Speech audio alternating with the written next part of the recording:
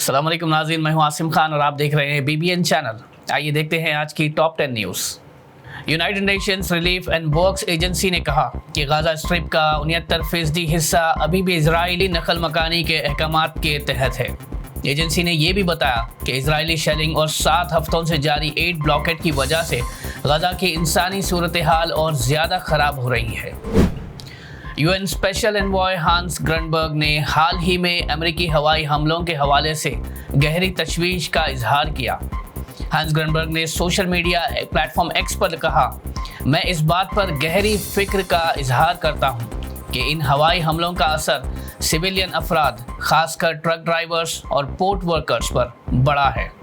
साथ ही civil infrastructure भी मुतासिर हुआ है। लेबनान की फौज के डायरेक्टरेट ऑफ गाइडेंस के मुताबिक एक फौज के अफसर और 2 सिपाही गोले बारूद के धमाके में हलाक हो गए। ये वाक़या उस वक्त पेश आया जब गोले बारूद एक मिलिट्री गाड़ी में मुंतकिल किए जा रहे थे। बयान के मुताबिक कुछ सिविलियंस भी इस धमाके में जख्मी हुए हैं।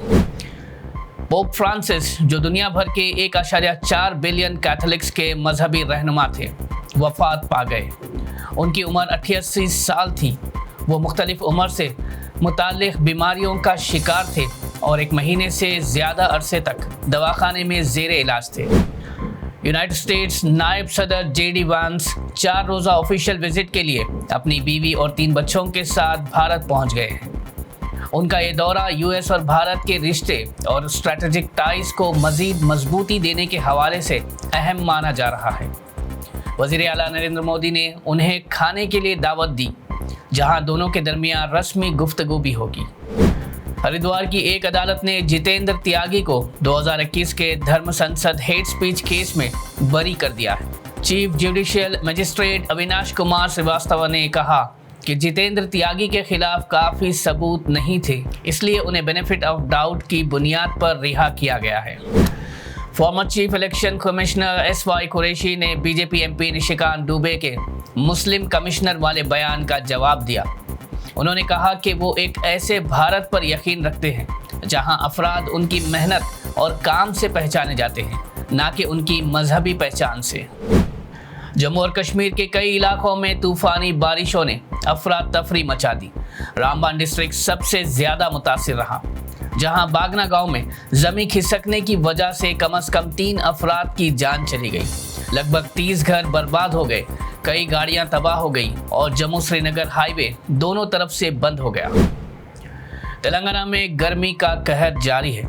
33 में से 29 डिस्ट्रिक्ट्स में दर्जे हरारत 40 डिग्री सेल्सियस से ज़्यादा रिकॉर्ड की गई है। हैदराबाद में भी गर्मी ने लोगों का हाल बुरा किया, जहां 40.4 डिग्री सेल्सियस तक टेम्परेचर गया। IMD ने अगले 2 दिन के लिए 23 डिस्ट्रिक्ट्स में थंडरस्टॉर्म का अलर्ट जारी किया है, जिसमें हैदराबाद भी शामिल है। वज़रा उत्तम कुमार रेड्डी, जूपल्ली कृष्णा राव और T नागेश्वर राव हेलीकॉप्टर के जरिए इवेंट में शामिल हुए।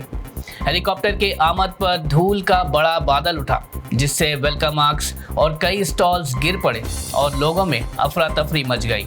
इस वाक़े में कई पुलिस अफसरान के जख्मी होने की भी इत्तला है। तो नाज़रीन, ये थी आज की टॉप 10 न्यूज़। देखते रहिए BBN चैनल। मुझे दीजिए इजाज़त। अल्लाह हाफिज़।